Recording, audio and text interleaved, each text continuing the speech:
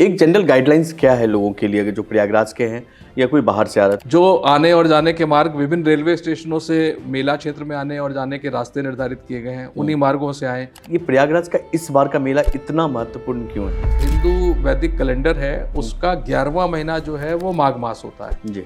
तो माघ का महीना पौष पूर्णिमा से माघी पूर्णिमा के बीच यहाँ पर ये मान्यता है कि कल्पवास करने से आदमी को पुण्य लाभ होता है। संपूर्ण महाकुंभ इसकी क्या कहानी है? मतलब ये शायद 144 ईयर्स के बाद ऐसा कुछ लगने वाला है। 12 वर्ष के बाद चूंकि ये माना जाता है अमृत मंथन हुआ और जो ये 12 दिन राक्षसों का और देव और दानवों का ये युद्ध 12 दिन चला जी। और जो यहाँ का एक वर्ष जो है वो देवताओं के एक दिन के बराबर होता है, इसलिए ये 12 वर्ष पर ये बनाया जाता है। महाकुंभ का अवसर हुआ और यहाँ पर जो जल है जो वो अमृत के समान माना जाता है और इसीलिए हर व्यक्ति ये चाहता है कि इसमें हम आके अपनी आस्था की डुबकी लगाएं और पुण्य अर्जित करें।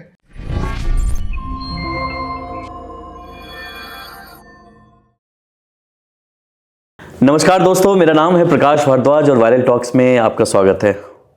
जैसा कि हम सब जानते हैं कि प्रयागराज में इस बार संपूर्ण महाकुंभ लगने वाला है और संपूर्ण महाकुंभ में जो एक जिम्मेदारी होती है वो है सबसे बड़ी प्रशासनिक जिम्मेदारी, जिसका एक हिस्सा आज के हमारे गेस्ट के कंधों पे है। उनका नाम है डॉक्टर राजीव नारायण मिश्रा। आज के हमारे गेस्ट हैं जो हमें थोड़ा जानकारी देंगे, थोड़ा बताएंगे कि क्या सुविधाएं सरकार की तरफ से दी जा रही हैं लोगों को और क्या पूरी व्यवस्था है। तो स्वागत करते हैं डॉक्टर राजीव नारायण मिश्रा जी का। स्वागत है सर। प्रकाश जी नमस्कार और आपके माध्यम से सभी दर्शकों को मेरा नमस्कार। जी, जैसा कि आप विदित है कि ये महाकुंभ है और 12 वर्ष के बाद ये महाकुंभ पूर्ण कुंभ जो है वो प्रयागराज में पड़ा है। इसके लिए बहुत एक सम्यक व्यवस्थाएं उत्तर प्रदेश सरकार, माननीय मुख्यमंत्री जी, माननीय प्रधानमंत्री जी के द्वारा की गई हैं और जो सारी व्यवस्थाएं ये मूलतः 3 उद्देश्यों के 3 चीज़ों को देखते हुए, 3 उद्देश्यों को मद्देनज़र रखते हुए की जा रही हैं, जिसमें अगर हम सामान्य भाषा में कहें तो जितने भी श्रद्धालु कल्पवासी यहाँ पर आएँ, साधु संत पूज्य संत आएँ, उनका सुगम आवागमन हो सके। सुगम आवागमन जो विभिन्न स्नान घाट हैं वहाँ पर तक वो बहुत आसानी से पहुँच सकें। इसके बाद जो ये पूरा जो महाकुंभ का पर्व है ये 45 दिवस का पर्व है, जिसमें 6 पर्व हैं जो कि पौष पूर्णिमा से 13 जनवरी से प्रारंभ होके महाशिवरात्रि 26 जनवरी को होगा। 13 जनवरी पौष पूर्णिमा है। उसके बाद जो अगला स्नान है वो मकर संक्रांति का स्नान है। मकर संक्रांति को आप जानते हैं कि सूर्य जो है उत्तरायण हो जाते हैं और इसके बाद अगला पर्व है 29 जनवरी का जो मौनी अमावस्या का पर्व है। 3 फरवरी को बसंत पंचमी का पर्व है और 12 फरवरी को जो है माघी पूर्णिमा का पर्व है और महाशिवरात्रि पर्व के साथ ये पूरा महाकुंभ का जो सनातन पर्व है ये संपन्न होगा। तो सुगम आवागमन देना जो है वो सारी व्यवस्थाएं इस उद्देश्य से की गई हैं कि विभिन्न स्नान घाट जो लगभग 50 की संख्या में है जहां पर जाके लोग सुगमता से पहुंच सकें। जो यहाँ पर श्रद्धालु हैं, कल्पवासी हैं, स्नानार्थी हैं, पूज्य साधु संत हैं, उनका जो प्रवास होता है, जो कल्पवास के लिए 1 माह जो माघ मास है उसमें कल्पवास के लिए आते हैं, तो पौष पूर्णिमा से माघी पूर्णिमा तक जब वो प्रवास करें तो हम उनको सुरक्षित प्रवास दे सकें। इसके बाद जो अगला है, क्योंकि ये स्नान पर्व है, सारे लोग इस उद्देश्य से आते हैं, 90% से अधिक लोग इस उद्देश्य से आते हैं कि हमको विभिन्न स्नान घाटों पर स्नान करना है, तो हम उनको सुरक्षित स्नान दे सकें। तो इस प्रकार सुगम आवागमन, सुरक्षित प्रवास और सुरक्षित स्नान देने के उद्देश्य से सारी व्यवस्थाएं हम लोग सुनिश्चित करते हैं। सारा पुलिस बल, विभिन्न उत्तर प्रदेश का पुलिस बल और विभिन्न प्रदेशों से आया हुआ पुलिस बल, अर्धसैनिक बल, सब लोग अपना सामूहिक योगदान देते हैं और ये प्रयास ये होता है कि सकुशल ये पर्व संपन्न हो। जो भी श्रद्धालु यहाँ पर आए उसको एक अच्छी अनुभूति हो, वो एक प्रसन्नता के साथ, एक सुखद अनुभूति के साथ यहाँ से वापस जाए। ये उद्देश्य से सारी व्यवस्थाएं हम लोग कर रहे हैं। तो अब मुझे ये जानना सर कि मैंने आपके बारे में पता किया और ढूंढ भी रहा था गूगल पे, आजकल जो जानकारियाँ मिलती है उसमें काफ़ी आपकी कहानियाँ मशहूर हैं, 2-3, जिसमें कि एक टेररिस्ट अटैक वाला कहानी है और एक आपने शूट आउट किया था वो वाली कहानी। बट उससे पहले मतलब एक एज ए दर्शक, एज ए ऑडियंस भी, एज ए लेमैन भी, जो कि आप अगर अपने बारे में थोड़ा बता पाए हमारे दर्शकों की कि आपकी शुरुआत कहाँ से हुई, बैकग्राउंड क्या था, किस शहर से हैं और कैसे IPS बने आप? जी मेरे फादर वो प्रशासनिक सेवाओं में थे, अच्छा। तो शुरू से मैंने ये देखा कि प्रशासनिक सेवाएं किस प्रकार वो योगदान देते हैं, किस प्रकार की दिनचर्या रहती है, किस प्रकार का एक जीवन प्रशासनिक सेवाओं में रहकर आदमी जी सकता है। तो निश्चित तौर पे मन में ये जरूर था कि हम लोग प्रशासनिक सेवाओं में प्रयास करें, लेकिन ये विचार फलीभूत जो है अंतिम रूप से जब मैंने ग्रेजुएशन कर लिया, बीकॉम मैंने क्राइस्ट चर्च कॉलेज कानपुर से किया, और बीकॉम करने के बाद मैंने फिर अंतिम रूप से मन बनाया कि मुझे भी प्रतियोगी परीक्षाओं में शिरकत करनी है। और बीकॉम और एमकॉम के साथ साथ, बीकॉम पूर्ण करने के बाद और एमकॉम के साथ साथ प्रतियोगी परीक्षाओं की मैंने तैयारी प्रारंभ की, कानपुर में रह के तैयारी प्रारंभ की। और गाइडेंस के रूप में, जैसे बहुत बार होता है कि बहुत सारे जो लोग प्रतिभागी होते हैं वो दिल्ली जाकर या अन्य स्थानों पर जाकर करते हैं, तो वो सारी तैयारी मैंने कानपुर में रहकर ही की। और उसके बाद सफलता भी मिली। उसी सफलता में मेरा मध्य प्रदेश राज्य सेवा आयोग द्वारा MPPCS में सिलेक्शन हुआ। अच्छा। उसके बाद फिर यूपी स्टेट सर्विसेज में हुआ, और आप देख रहे हैं कि फिर मैं पुलिस सेवाओं में इस वक्त हूँ। इसी के साथ मैं, चूंकि बहुत सारे दर्शक जो ऐसे आपके साथ जुड़े होंगे जो कि कॉम्पिटिशन्स में आते हैं, और बहुत बार ऐसा होता है कि जब आदमी प्रयास करता है तो उसको एक बार में सफलता नहीं मिलती है, निराशा काफी होती है। जी, चूंकि ये कंपटीशन है और आप देखते हैं कि बहुत सीमित पदों के लिए बहुत बड़ी संख्या में लोग प्रतिभाग करते हैं, तो निश्चित तौर पे बहुत कंपटीशन टफ है। तो मैं अपना ही उदाहरण देता हूं कि कानपुर में मैंने जब पोस्ट ग्रेजुएशन कर लिया तो डिग्री कॉलेज में लेक्चरशिप के लिए भी मैंने कोशिश की थी, और लेक्चरशिप के लिए जो कानपुर के जितने भी डिग्री कॉलेजेस थे वो संख्या 1 दर्जन से अधिक है, जहां पर मैंने इंटरव्यू दिए, और फ्रैंकली स्पीकिंग की जो है उनमें सिलेक्शन नहीं हुआ। और अंतिम जब ये प्रयास चलता रहा, माने अगर आप देखें संख्या 12-13 बार अगर आप इंटरव्यू दे रहे हैं और नहीं हो रहा है तो आदमी डिमोरलाइज हो सकता है, उस वक्त टूट सकता है। तो उस वक्त आवश्यकता होती है कि आप अपने को संभालें, अपना प्रयास जारी रखें। और अंतिम रूप से फिर मुझे PPN डिग्री कॉलेज में लेक्चरशिप का कार्य भी मिला, और मैंने लगभग 1.5 से 2 साल जो बीकॉम पार्ट 1 स्टूडेंट्स और बीकॉम पार्ट 3 के स्टूडेंट्स को पढ़ाया अभी यहाँ पे कानपुर में। जी, कानपुर में, कानपुर PPN डिग्री कॉलेज। क्या बात। तो मेरा बस इतना ही ये कहना था कि बहुत बार लोग जब असफलताएं मिलती हैं तो टूट जाते हैं, टूटने की ज़रूरत नहीं होती है, हिम्मत नहीं हारनी है। अगर आपने कुछ ठाना है तो उसके लिए आपको प्रयास करना है। इसमें रोल भी बहुत लोगों का आ जाता है। पहले तो आदमी को अपने आप पर थोड़ा सा अपने को संबल देना होता है, कि संबल देना है और सोचना है कि कोई बात नहीं, और हम प्रयास करेंगे। फिर उसके परिवार के लोग उसको सहयोग कर सकते हैं, जो उसके इष्ट मित्र हैं वो सहयोग कर सकते हैं, उनके गुरुजन हैं वो सहयोग कर सकते हैं। तो वो अगर थोड़ा सा उनको सपोर्ट करेंगे, कभी कभी जो है आदमी आत्मसंबल नहीं इकट्ठा कर पाता, तो जो उसके इर्द गिर्द के लोग हैं उनका दायित्व है, उनको थोड़ा सा अगर जिम्मेदारी समझते हुए मोटिवेट करेंगे तो निश्चित तौर पे जो भी प्रतिभा करने का सोच रहा होगा, जो भी उसके मन में होगा, वो सफल हो सकता है। बिल्कुल सही है। अभी आजकल हम लोगों ने काफ़ी सीरीज़ भी देखी है स्प्रिंट पे, कि जो लोग प्रतिभागी होते हैं, जो तैयारी कर रहे होते हैं, दिल्ली में बड़ी कहानियाँ देखते हैं हम लोग वीडियो में, मुखर्जी नगर की, कि बच्चे हैं तैयारी कर रहे हैं और नहीं होती है तो फिर डिप्रेशन में चले जाते हैं। या फिर तो एक ऐसे ही जनरल क्वेश्चन है, मतलब कि लोगों को कब तक तैयारी करनी चाहिए, लगना चाहिए कि अब, मतलब जरूरी नहीं कि आप IAS ही बने, IPS, दुनिया में और भी कुछ बहुत कुछ है करने को, तो एक होता है ना कि भाई अब इसके बाद नहीं करना जी, मतलब आपकी लाइफ अच्छी लाइफ है, लंबी लाइफ है, आप उस पर ध्यान दो। देखिए, इसमें मेरा कहना ये है कि मैं स्वामी विवेकानंद जी को कोट करना चाहूँगा जी। स्वामी विवेकानंद जी ने कहा कि जो है, बिलीव इन योर सेल्फ और आइडेंटिफाई योर सेल्फ, कि आप अपने को पहचाने। तो ब्रह्मांड में सारी शक्तियाँ मौजूद हैं, और ये हम ही है कि हम अपनी आंखों पर हाथ रखकर कहते हैं कि अंधकार है। तो अगर हम अपने को पहचाने से उनका तात्पर्य है, या मैं जो समझता हूँ कि हमको अपनी क्वालिटीज़ जो है वो समझना चाहिए कि हमारी क्षमताएं क्या है।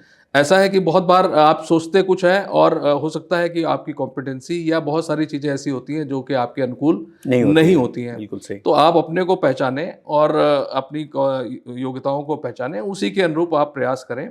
निश्चित तौर पे हो सकता है कि ये बात थोड़ी सी वैसी लग रही हो, लेकिन अगर आप जो भी सोच रहे हैं बिल्कुल सही, उसकी क्षमताओं के अनुरूप अगर आप सोचेंगे तो परिणाम सार्थक आ जाते हैं। और थोड़ा सा ऊपर भी सोचेंगे तो कभी कभी होता है कि बहुत बार हम लोग प्रयास करते हैं कि UPSC की तैयारी कर रहे हैं तो यूपीएससी की तैयारी करते करते यूपीएससी में सिलेक्शन नहीं हुआ, स्टेट सर्विसेज में हो गया।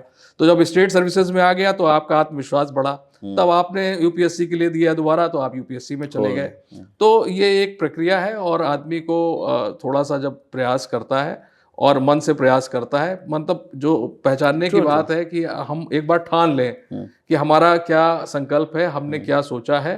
और स्वामी विवेकानंद जी ने ये भी कहा है कि जो हम सोचते हैं वही हम बन जाते हैं। राइट। जब आप अपने पर विश्वास करते हैं, जब बिलीव इन योर सेल्फ वाली बात आती है, तो जब हम जैसा सोचते हैं, शब्द गौड़ है, विचार बहुत दूर तक जाते हैं। क्या बात। तो विचार जो बहुत दूर तक जाते हैं, तो साथ क्या आपने संकल्प लिया, तो ये भी एक मोटो ही है कि संकल्प से सिद्धि। जब आपने कोई चीज संकल्प लिया है, आपने यूपीएससी का लिया है और स्टेट सर्विसेज का लिया है या अन्य प्रतियोगी परीक्षाओं का लिया है, तो आपने संकल्प लिया है, तो उससे आप सिद्धि प्राप्त कर सकते हैं। उसके लिए भी मैं, अगर आप कहेंगे, आपका समय अलाउ करेगा, तो मैं एक छोटी सी सौभाग्य है हमारा कि हम आप बताएं हमारे दर्शकों को। जी, वो मैं इस बारे में जो हमारे राष्ट्रपति रहे हैं एपीजे अब्दुल कलाम साहब को बहुत बार कोट करता हूँ। उन्होंने कहा कि उन्होंने 3 कीवर्ड्स का इस्तेमाल किया, जैसे नॉलेज, स्किल और एटीट्यूड। तो नॉलेज क्या है? Knowledge is equal to creativity, और जो हम सृजन करते हैं उससे हमको जानकारी प्राप्त होती है। फिर जो learning gives us creativity, creativity हमको आई कैसे? जब हम कुछ सीखने की कोशिश करते हैं। और creativity in terms give you thinking, आप फिर कुछ विचार करते हैं, कुछ सोचते हैं, और इन टर्म आप जो है वो नॉलेज प्राप्त करते हैं, और नॉलेज मेक्स यू ग्रेट। तो जब आप नॉलेज कैसे ले सकते हैं? पुस्तकों से ले सकते हैं, गूगल से कर सकते हैं, गुरुजन दे सकते हैं। तो बेसिक है कि आपको जानकारी, किसी भी प्रतियोगी परीक्षाओं के लिए जानकारी एकत्र करना परम आवश्यक है। सेकंड स्टेज आ जाती है, वो स्किल की है। स्किल क्या है? ये जो है आपका कार्य करने का कौशल है। कौशल कैसे आएगा? मतलब putting your knowledge into practice is skill. Skill में कन्वर्ट करना है, स्किल में कन्वर्ट करना है। खाली नॉलेज से काम नहीं चलेगा, नॉलेज को आप प्रैक्टिस करके स्किल में कन्वर्ट कर डालो। बिल्कुल सही। मैं पुलिस सेवा में उदाहरण देता हूँ कि जैसे हम लोगों की ट्रेनिंग होती है, चाहे वो आरक्षी स्तर से हो, चाहे स्टेट सर्विस के ऑफिसर्स की हो, आईपीएस ऑफिसर्स की हो, तो हम लोग जैसे वेपन्स यूज करते हैं, अस्त्र शस्त्र का प्रयोग करते हैं। तो जब हम लोग की ट्रेनिंग होती है, तो उसमें सिखाया जाता है कि भाई ये राइफल है, ये AK-47 है, ये MP5 वेपन है, इसको कैसे खोलेंगे, कैसे जोड़ेंगे, असेंबलिंग करते हैं। तो ये नॉलेज का पार्ट हो गया। लेकिन जब हम बहुत बार ले जाते हैं कि शूटिंग साइट पे ले जाते हैं, शूटिंग रेंज पे ले जाते हैं, उनको प्रैक्टिस कराते हैं, वेपन देते हैं, टारगेट देते हैं और फायर कराते हैं, तो ये स्किल का पार्ट हो गया। तो सेकेंड पार्ट जो है वो स्किल का है, और लास्ट पार्ट है वो एटीट्यूड का है। आपका एटीट्यूड कैसा है? आप पॉजिटिव सोचते हैं, आप नेगेटिव सोचते हैं? इस पर एटीट्यूड को अगर हम कहें तो आपकी अंतरात्मा की आवाज़ है, inner voice of your heart is attitude. Attitude जो है आइसबर्ग की तरह है, जो दिखता है उससे नीचे बहुत गहरा होता है। एटीट्यूड को चेंज करना, परिवर्तन में लाना बहुत कठिन कार्य है, लेकिन आदमी अगर सोचता है, प्रयास करता है, तो कर सकता है। उदाहरण के तौर पे बहुत एग्जांपल मैं हमेशा ही देता हूँ कि ये ग्लास में आधा पानी है, कुछ लोग कहेंगे ये आधा खाली है, और कुछ लोग कहेंगे आधा भरा हुआ है।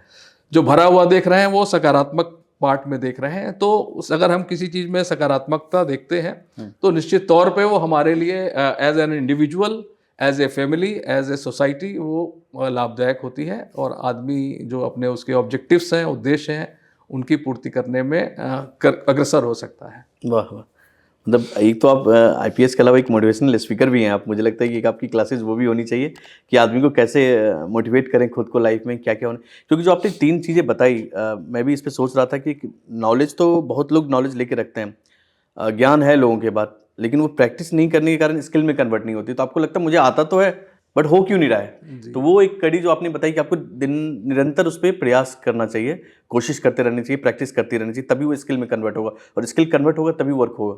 अदरवाइज सिर्फ नॉलेज तो रखा ही रह जाता है। और ये कहा भी गया कि कोशिश करने वालों की हार नहीं होती। उसका सार यही है। और अगर उसमें आप देखें तो यह भी कहा गया है कि रसरी आवत जात से सिल पर हो निशान, कि आप practice makes a man perfect. तो अगर आप किसी चीज का अभ्यास कर रहे हैं, कमिटमेंट के साथ कर रहे हैं, विल पावर के साथ कर रहे हैं, आत्मविश्वास के साथ कर रहे हैं, तो निश्चित तौर पे आप अपने उद्देश्य को, जो भी आपने सोचा हो, स्टेट सर्विसेज के हो सकता है, कुछ भी हो सकता है, आदमी बियॉन्ड है। हाँ, बियॉन्ड है, आप कुछ भी आप व्यवसायिक कर सकते हैं, बिजनेस कर सकते हैं, राइटिंग आपकी कैपेबिलिटीज है, जो भी चीज़ आप मन में सोच रहे हैं, जो भी करना चाहेंगे आप उसको कर सकते हैं। सही बात है, और इंसान की कोई लिमिटेशन तो है नहीं कि आप कुछ भी कर सकता है Manav. Sky is the limit.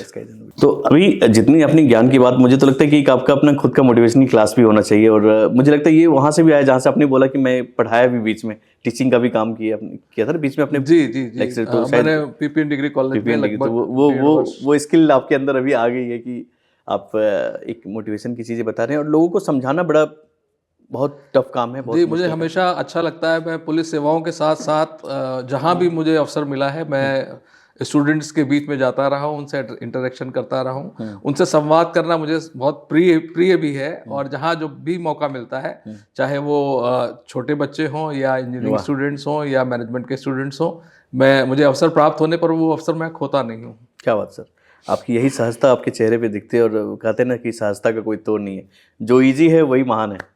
खैर, अभी मैं एक चीज़ और पूछता हूँ, जब भी मैं आईपीएस को देखता हूँ या किसी आईएएस ऑफिसर को या आर्मी वाले, तो उनके यहाँ पे मेडल बहुत सारे दिखते हैं, तो मुझे लगता है ये है क्या, डिजाइन के लिए कुछ बनाया गया? तो आपके भी सेम सामने दिख रहा है, और आप इतने सहज हैं कि मुझे लगता है वो मैं पूछ भी सकता हूँ कि क्या है ये तीनों मेडल जो आपके सामने दिख रहे हैं? देखिए, हर विभाग में, जैसे पुलिस का विभाग है, यहाँ पर जब कोई पुलिसकर्मी कुछ सराहनीय योगदान देता है, और तो उसको शासन की तरफ से, सरकार की तरफ से, केंद्र सरकार की तरफ से पुरस्कृत किया जाता है। अच्छा। और ये किसी भी पुलिसकर्मी के लिए सौभाग्य की बात होती है कि उसको पुरस्कृत किया जाए। मैं अपने को भाग्यशाली मानता हूँ कि मुझे 2 बार महामहिम राष्ट्रपति भारत का पदक मिला है। अच्छा। एक बार वीरता के लिए और एक बार सराहनीय सेवाओं के लिए। जहाँ तक वीरता की पदक की मैं बात करूँ, तो वो भी एक मेरे जीवन की बहुत अभूतपूर्व और ऐसी घटना थी जिसे मैं कभी भूल नहीं सकता। और मैं उस वक्त फैज़ाबाद में, जिसका अब नाम अयोध्या है, वो वहाँ पर तैनात था। उस वक्त फैज़ाबाद में ट्विन सिटी, फैज़ाबाद सिटी और अयोध्या सिटी कहलाते थे। अब उसका नाम अयोध्या है। तो उसमें आप जानते हैं कि रामलला स्थापित है। 5 जुलाई 2005 की घटना है, और सुबह का लगभग 9:15 बजे का समय था। कंट्रोल रूम के माध्यम से मुझे सूचना मिली कि वहाँ पर एक ब्लास्ट हुआ है। अच्छा। उस सूचना पर हम लोग तत्काल प्रतिक्रिया करके मैं वहाँ पर पहुँचा, और वहाँ पर जब पहुँचा तो एक अलग सी स्थिति थी। एक ऐसा समय था जो मैंने उसके बाद पूरी सर्विस में अभी तक नहीं देखा। लगातार गोलियों की आवाज़ आ रही थी, और जब वहाँ पर पहुँचा तो फिर मालूम हुआ कि यहाँ पर ब्लास्ट हुआ है। और धीरे धीरे जब वो गोलियाँ चलती रही तो ये लगा कि एक आतंकवादी घटना है और आतंकवादी हमला हुआ है। एक ज्वाइंट मुठभेड़ हुई, जिसमें सीआरपीएफ के लोग थे और उत्तर प्रदेश पुलिस पीएसी के लोग थे। और उस संयुक्त मुठभेड़ में फिर वो 5 आतंकवादी मारे गए, जिसका बाद में पहचान हुई कि वो एक टेररिस्ट ऑर्गेनाइजेशन से जुड़े हुए थे। कॉम्बिंग के बाद 5 डेड बॉडीज मिली। बहुत बड़ी संख्या में आर्म्स एंड एमुनिशंस मिले, जिसमें AK-47, rocket launcher, hand grenades, pistols, इस प्रकार के वेपन्स की रिकवरी हुई। और निश्चित तौर पे वो समय ऐसा था कि पता नहीं चल रहा था कि गोलियां कहाँ से आ रही हैं। और ये पूरी जो मुठभेड़ थी, लगभग। आप उस समय किस पोस्ट पे थे सर? मैं वहाँ पर उस वक्त CO सिटी था। अच्छा। और उस भूमिका में मैं तत्काल वहाँ पर पहुँचा था। मंगलवार का दिन था, और उस पर इस प्रकार की घटना हुई। उस मुठभेड़ में मेरी जो भूमिका रही, उसको देखते हुए वीरता के लिए महामहिम राष्ट्रपति भारत द्वारा पदक मिला। अच्छा। और दूसरा जो सराहनीय सेवाएं हैं, जो हम लगातार अपने विभाग में देते हैं, उसके लिए उस सराहनीय सेवाओं के लिए मिला। उसके अतिरिक्त जो पुलिस महानिदेशक महोदय उत्तर प्रदेश द्वारा कमेंडेशन डिस्क दी जाती है, प्रशंसा डिस्क जिसको बोलते हैं, उसमें सिल्वर, गोल्ड और प्लेटिनम, 3 डिस्क हैं, वो तीनों मुझे प्राप्त हुई। तो ये सौभाग्य की बात होती है जब राज्य सरकार, आपका विभाग, महामहिम राष्ट्रपति भारत, माननीय मुख्यमंत्री जी आपकी सेवाओं के लिए जब आपको सम्मानित करते हैं, तो वो एक ऊर्जा भी आपको देता है, काम करने की शक्ति भी देता है और प्रोत्साहन का कार्य करता है। तो मैं इसमें अपने को भाग्यशाली मानता हूँ, और उसी भावना के साथ कि अगर हमारा काम अप्रिशिएट हो रहा है तो मुझे और मेहनत से और मन से काम करना है। एक और मैं गूगल में देखा था कि आपने कोई शूट आउट भी किया था, बहुत कोई पॉपुलर शूट आउट था किसी बदमाश का। इस प्रकार की बहुत सारी घटनाएं हुई, लेकिन एक का मैं आपको उल्लेख कर सकता हूं कि एक अपराधी था जिसको अब नाम इस वक्त उसका लेना बहुत उसको महिमा मंडित करने की आवश्यकता नहीं है, लेकिन वो इस प्रकार का हार्डेंड क्रिमिनल था जिसकी Uttar Pradesh police, Haryana police police और दिल्ली पुलिस लगातार तलाश कर रही थी। रैंसम, किडनैपिंग, मर्डर सभी में वो संलग्न था। और उसकी खासियत थी कि दोनों हाथ से वो ऑटोमेटिक पिस्टल के साथ फायरिंग कर सकता था और 40, 45, 50 राउंड एक साथ फायर करता था। तो हरियाणा पुलिस के साथ नोएडा में हम लोगों ने एक ज्वाइंट मुठभेड़ हुई। डे लाइट, लगभग सुबह की ही घटना थी। डे लाइट एनकाउंटर हुआ, सीसीटीवी कैमरों में रिकॉर्ड हुआ और वो मारा गया। उसके बाद जो है दिल्ली पुलिस ने, हरियाणा पुलिस ने और हम सब ने राहत की सांस ली। तो इस प्रकार बहुत सारे इंसिडेंट्स समय समय पर होते रहे हैं। तो ये हम लोगों का काम है कि हम लोग जो हार्ड एंड क्रिमिनल हैं, ऑर्गेनाइज क्राइम है, उस पर करें। और माननीय मुख्यमंत्री जी का जो वरदहस्त प्राप्त हुआ है उत्तर प्रदेश पुलिस को, उन्होंने फुल प्रोटेक्शन के साथ कि किसी भी प्रकार का कोई माफिया, कोई अपराधी, कोई ऑर्गेनाइज क्राइम ना हो, उसके लिए जो हम लोगों को संबल दिया है, बहुत सारे साधन संसाधन दिए हैं। तो उसका परिणाम आप सामने देख रहे हैं कि जो लॉ एंड ऑर्डर है वो कितना अच्छा है, कि आप किसी को भय नहीं है समाज में मूवमेंट में आने में जाने में। जो 112 की सर्विसेज हैं, इस प्रकार की बहुत सारी चीज़ें लगातार आप देख रहे हैं कि 112 का भी, जैसे अगर आप पुलिस को देखते हैं, बहुत बार होता है कि पुलिस की इमेज की बात आती है कि निगेटिव इमेज। अब समय बदल गया है, वो स्थिति नहीं है। पुलिस कम्युनिटी पुलिसिंग है, पुलिस मित्र के रूप में है। और पहले पीड़ित जो है वो थाने पर जाता था, अब आप एक कॉल करते हैं, पुलिस आपके पास आती है। मिनिमम रिस्पांस टाइम में आती है कि आपको समय नहीं लगा, पुलिस आपके पास है, तुरंत आपको सेवा के लिए आपकी तत्पर है। तो बहुत सारी चीज़ों में आप देख रहे हैं कि लगातार परिवर्तन हुआ है और वो सकारात्मक परिवर्तन दृष्टिगोचर हो रहा है। नहीं, और मैं काफ़ी अभी पिछले 6-7 दिनों से प्रयागराज घूम भी रहा हूँ और मतलब बिल्कुल कहने योग्य बात है। और ये ऑन कैमरा कहना चाहिए कि 2 बजे रात में, 3 बजे रात में फैमिली के साथ लोग यहाँ पे घूम रहे हैं उत्तर प्रदेश में, ये बहुत बड़ी बात है। अदरवाइज़ तो लोगों को पता है, वो दौड़ याद है जब क्या हालत थे यहाँ पे। जी नहीं, अब तो बहुत अच्छा, हर तरह से, चाहे क्राइम का हो, एक ज़ीरो टॉलरेंस के साथ सभी लोग काम कर रहे हैं और किसी प्रकार की आपराधिक गतिविधियों में तो किसी प्रकार की कोई रियायत नहीं है। और कहीं पुलिसकर्मियों का भी कोई आचरण और इस प्रकार की शिकायत कहीं भी आती है तो उनके विरुद्ध भी जो है वो हम लोग अनुशासनात्मक कार्रवाई पूरी सख्ती के साथ करते हैं। बहुत ही सराहनीय काम सर। अब आते हैं सर, आपका जो प्रयागराज का प्यार है, आपका इंडिविजुअल, क्योंकि आपने पिछले 4 माघ मेले का सफल आयोजन करवाया यहाँ पे, और इस बार भी बड़ी जिम्मेदारी आपके ऊपर दी गई है एक पार्ट में। तो एक तो मुझे माघ मेले का महत्व अगर कुछ बता पाएँ, वैसे पता नहीं आप इसमें कितना सही रहेंगे बोलने में, बट फिर भी मेरी इच्छा थी, क्योंकि आप 4 माघ मेलों में यहाँ जुड़ रहे हैं, तो क्या महत्व है यहाँ पे, और ये प्रयागराज का इस बार का मेला इतना महत्वपूर्ण क्यों है? देखिए, प्रयाग की महिमा जो है वो किसी से छिपी नहीं है। ये माना जाता है कि जब पृथ्वी का सृजन हुआ तो जो ब्रह्मा जी ने पहला यज्ञ अगर किसी भूखंड पे किया तो वो प्रयाग में किया था। अच्छा, तो ये इसका धार्मिक महत्व है। साथ ही साथ जो हिंदू वैदिक कैलेंडर है उसका 11वां महीना जो है वो माघ मास होता है जी। तो माघ का महीना पौष पूर्णिमा से माघी पूर्णिमा के बीच यहाँ पर ये मान्यता है कि कल्पवास करने से आदमी को पुण्य लाभ होता है। आदमी जो कल्पवासी हैं वो यहाँ पर 1 महीने रहते हैं, कल्पवास करते हैं। उसके नियम है, दिन में 2 बार स्नान करना, 1 बार भोजन करना और भजन करना, दान करना, तप करना। तो इस प्रकार की बहुत सारी क्रियाएं जो है कल्पवासियों के साथ लगी रहती है। मैं इसको भी सौभाग्य मानता हूँ कि लगातार मुझे 4 बार माघ मेले का आयोजन करने का अवसर मिला। और 4 बार में 2 बार कोविड का समय था, जब लोग जो है वो घरों में थे और यहाँ हम लोगों ने उस मेले को सकुशल संपन्न कराया। तो जो 4 बार का जो माघ मेला है वो सकुशल संपन्न हुआ, कहीं कोई अनटूवर्ड इंसिडेंट्स नहीं हुए। और उसी वजह से, और अब ये महाकुंभ में मुझे अपना एक जो हमारा PSC बल का डिप्लॉयमेंट है, 40 कंपनियों का व्यवस्थापन इस महाकुंभ में किया गया है, उसका देखने का अवसर मिला। तो इस प्रकार से मैं 5वीं बार भी लगातार इस माघ मास में 4 बार माघ मेले के रूप में और अब महाकुंभ के रूप में अपना योगदान देने का मुझे सौभाग्य मिला है। और आप ये जो ड्यूटी है वो जब भी हम लोगों, आप देखते हैं कि बहुत बार हमारे जो पुलिसकर्मी हैं यहाँ पर, आप जब उत्तर प्रदेश पुलिस की विभिन्न इकाइयाँ यहाँ पर आके अपना योगदान दे रही हैं, इसमें नागरिक पुलिस के लोग हैं, घुड़सवार पुलिस के लोग हैं, यातायात पुलिस के लोग हैं, बॉम्ब डिस्पोजल स्क्वाड्स है, ATS है, STF है और पैरामिलिट्री फोर्सेस हैं, PSC है, बाढ़ राहत दल है, NDRF की टीमें जल में रहती हैं, SDRF की टीमें रहती हैं, इंटेलिजेंस, LIU, बहुत सारे यूनिट्स आती हैं। देखा मैंने। तो जब उन सबको हम लोग इकट्ठा करके करते हैं तो उनको व्यवहार और कौशल का प्रशिक्षण देते हैं, सॉफ्ट स्किल की ट्रेनिंग देते हैं जी। कि जैसे अब हमारे जो PSC के जवान हैं वो सशस्त्र बल है, उनका काम है आर्म्स एंड एमुनिशन के साथ, लेकिन यहाँ पर जो समागम है ये साधु संत स्नानार्थी कल्पवासी जो कि केवल इस उद्देश्य से आ रहे हैं कि हमको गंगा जी में, यमुना जी में, अदृश्य सरस्वती में स्नान करना है, संगम में स्नान करना है, पुण्य कमाना है। तो शस्त्र का और यहाँ का जो प्रयोजन है उसमें बहुत दोनों में अंतर है। तो हम लोग उनको आचरण और व्यवहार कौशल का प्रशिक्षण देते हैं कि भाई आपको यहाँ पर जो भी श्रद्धालु आए उसको किस प्रकार से उसको आपको हैंडल करना है। इसी प्रकार सारी इकाइयों के साथ एक प्लेटफॉर्म पे लाने के लिए लगातार प्रशिक्षण होता है, जिससे कि माननीय मुख्यमंत्री जी इस बात पर बहुत जोर भी देते हैं कि किसी भी श्रद्धालु के साथ कहीं दुर्व्यवहार ना हो।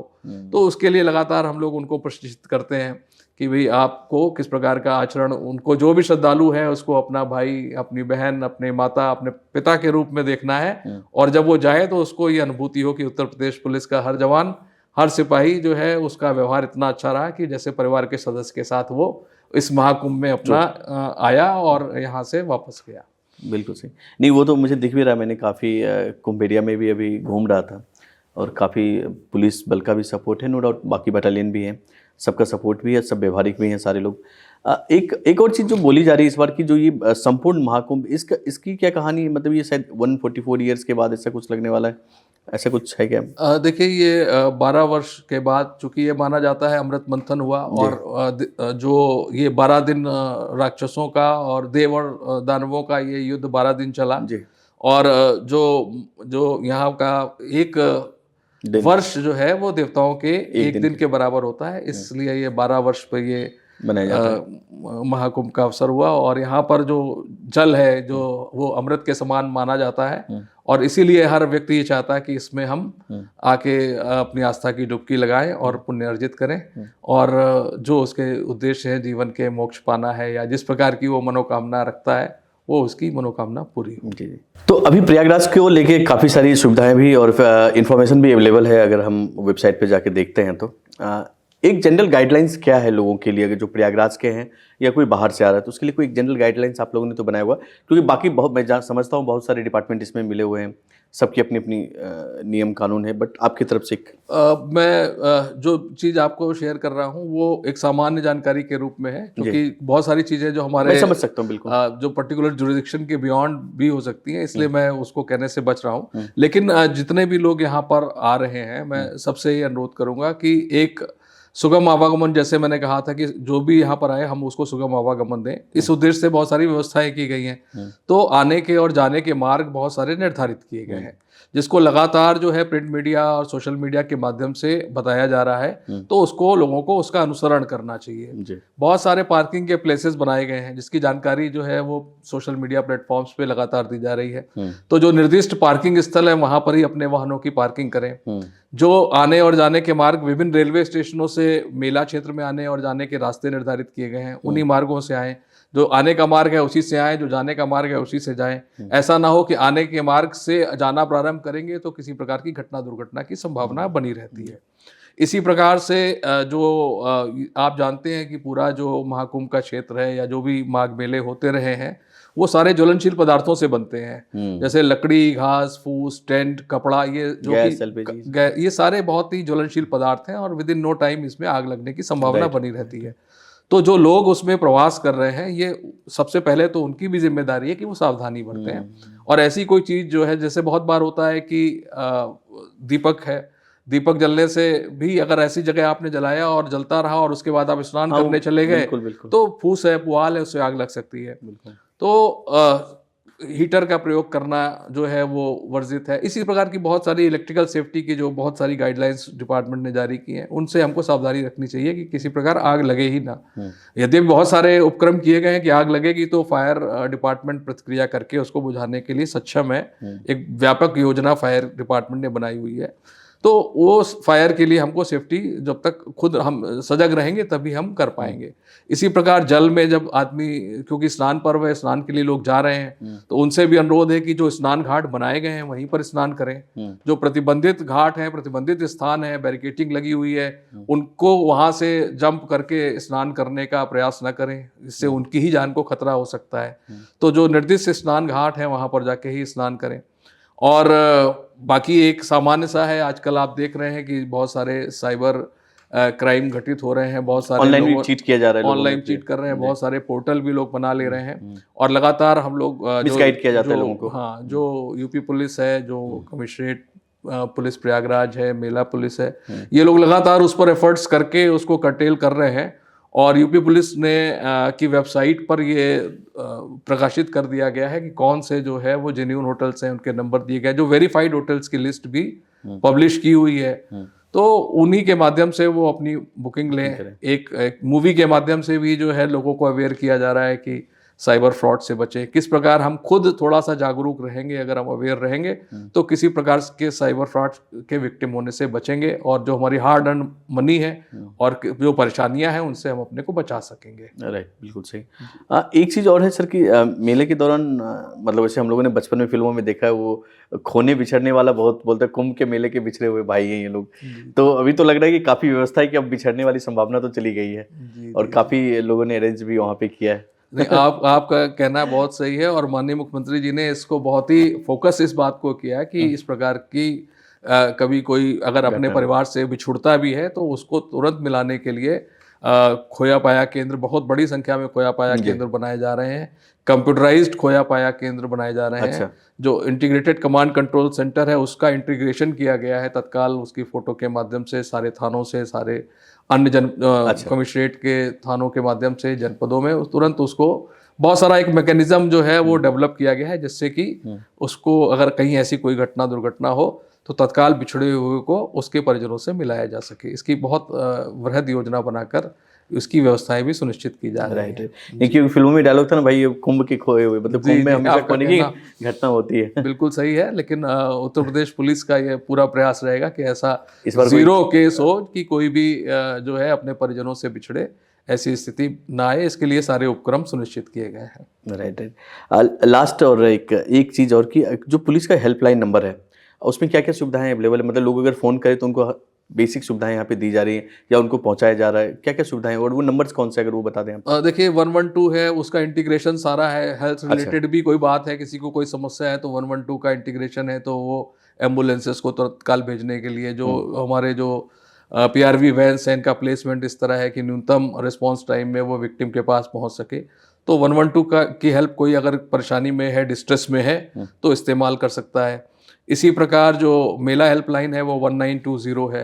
1920 पे किसी भी प्रकार की परेशानी, कठिनाई या डिस्ट्रेस में होने की स्थिति में वो 112 और 1920 की मदद लेके सहायता प्राप्त कर सकते हैं। और एक कोई अंदाजा है हम लोगों की कितने लोग आने की संभावना है इस बार हमारे मेले में? जी, बहुत बड़ी संख्या में, पूरा ये मानिए कि पूरा देश इस महाकुंभ में उमड़ता है, और एक अगर हम मोटे आंकड़ों की बात करें तो अनुमान है कि लगभग 40 करोड़ के आसपास श्रद्धालु यहाँ पर आएंगे और इस पवित्र संगम में अपनी डुबकी लगाएंगे और अपनी मनोकामना को पूरी करने का प्रयास करेंगे। नहीं, और लोगों की भी जिम्मेदारी है कि जब आएँ तो बहुत ज़्यादा पैनिक ना हो, पैनिक सिचुएशन को कैसे हैंडल करें उसके लिए अवेयर रहें, एक्टिव रहें।